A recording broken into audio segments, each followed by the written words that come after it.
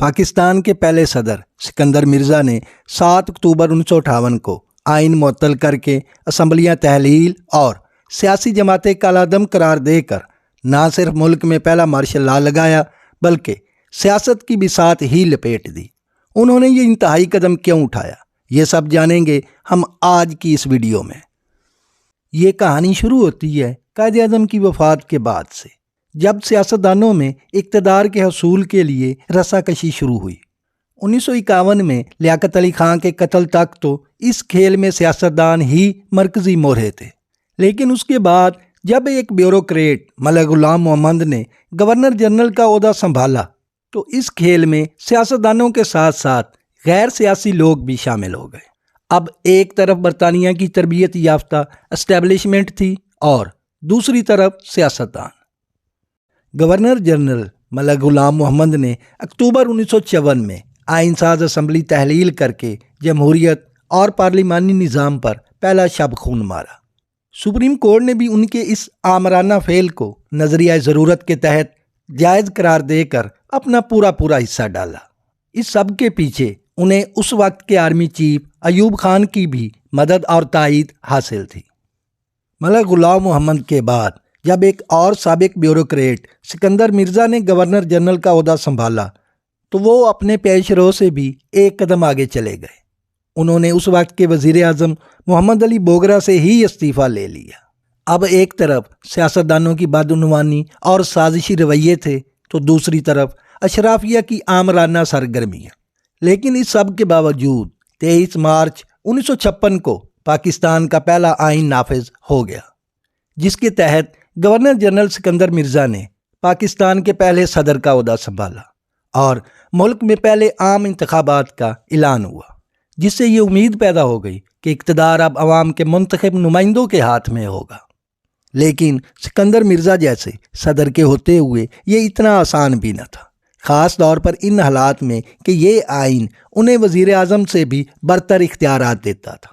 آئین کی روح سے صدر کسی بھی وقت وزیر اعظم کو نکال سکتے تھے۔ 1956 کے آئین کے تحت نومبر 1957 میں انتخابات ہونے تھے، لیکن صدر سکندر مرزا بقول قدرت اللہ شہاب ہیرا پھیری کر کے مسلسل انتخابات کو ٹالتے رہے، حتیٰ کہ فروری 1959 تک لے گئے۔ اس عرصے کے دوران وہ اپنے اقتدار کی حفاظت کے لیے مختلف چالیں چلتے رہے۔ سب سے پہلے تو انہوں نے سیاسی جوڑ توڑ کر کے اپنی سرپرستی میں ایک سیاسی جماعت ریپبلکن پارٹی بنوائی، پھر آئین میں دیے ہوئے اختیارات کا ناجائز فائدہ اٹھاتے ہوئے 4 مختلف وزرائے اعظم کو چلتے کیا۔ ہر نئی حکومت میں ان کی پارٹی کی بھی نمائندگی ہوتی تھی، حتیٰ کہ جب 1957 میں ملک فیروز خان نون وزیر اعظم بنے تو ان کا تعلق ریپبلکن پارٹی سے ہی۔ وزرائے اعظم کی اس میوزیکل چیئر کا مقصد ہمیں سکندر مرزا کے پرسنل سیکرٹری رہے قدرت اللہ شہاب کچھ یوں بتاتے ہیں۔ سکندر مرزا آئین کو ناقابل عمل اور سیاستدانوں کو حکومت کے لیے نااہل ثابت کرنا چاہتے تھے تاکہ نہ انتخابات ہوں اور نہ ان کی کرسی صدارت کہیں جائے۔ اسی دوران انہوں نے ایک اور بھی بڑا اہم فیصلہ کیا، جب اپنے دیرینہ ساتھی army chief general Ayub Khan کو جون 1958 میں 2 سال کی مزید توسیع دی۔ اب جیسے جیسے انتخابات کی تاریخ قریب آ رہی تھی، سیاسی سرگرمیوں میں تیزی اور صدر سکندر مرزا کی بے چینی میں اضافہ ہو رہا تھا۔ سکندر مرزا کو یقین تھا کہ اگر انتخابات ہو گئے تو وہ نئی اسمبلی سے دوبارہ صدر منتخب نہیں ہو سکیں گے۔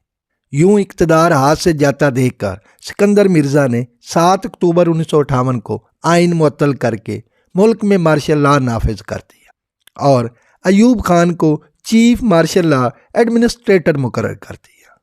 حالانکہ یہ آئین ہی تھا جو صدر سکندر مرزا کو اتنی طاقت دیتا تھا، انہوں نے اسے معطل کر کے اپنے پاؤں پر کلہاڑی ماری اور سارے اختیارات ایوب خان کو دے دیے۔ جس کا انہیں احساس ہوا تو انہوں نے ایوب خان کو راہ سے ہٹانے کے لیے پھر محلاتی سازشیں شروع کر دی۔ پہلے فضائیہ کے ایئر کموڈور رب نواز کے ذریعے چند جرنیلوں کو گرفتار کرنے کی کوشش کی۔ جب یہ منصوبہ ناکام ہوا تو ایوب خان کو وزیر اعظم نامزد کر کے ان کے اختیارات کم کرنے کی کوشش کی، لیکن اب کھیل ان کے ہاتھ سے نکل چکا تھا۔ اب طاقت کا سرچشمہ کوئی اور تھا۔ جب آئین ہی نہ رہا تو آئینی صدر کیسا؟ اسی لیے جنرل ایوب خان نے سکندر مرزا سے 28 اکتوبر 1958 کو زبردستی استعفیٰ لے کر پہلے کوئٹہ اور پھر لندن جلا وطن کر دیا۔ اب جنرل ایوب خان ملک کے سیاہ و سفید کے مالک تھے۔ لیاقت علی خان کے قتل سے شروع ہونے والی اقتدار کی جنگ میں بالآخر جیت اسٹیبلشمنٹ کی ہوئی۔